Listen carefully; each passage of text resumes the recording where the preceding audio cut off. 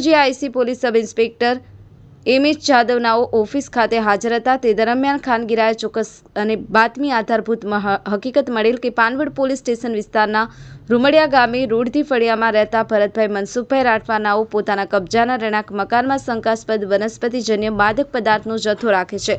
જે હકીકત આધારે સદરી નાઓના ઘરે રેડ કરતા સૂકો ગાંજો 3.140 કિલોગ્રામ જેની કિંમત 31,400ના મુદ્દામાલ સાથે મળી આવતા આરોપીને ગુનો કરેલ હોય જેઓના વિરુદ્ધ narcotics drugs and psychotropic substance act મુજબ ગુનો રજીસ્ટર કરાવી આગળની વધુ કાર્યવાહી માટે પાનવડ પોલીસ સ્ટેશન ખાતે સોંપવામાં આવેલ છે।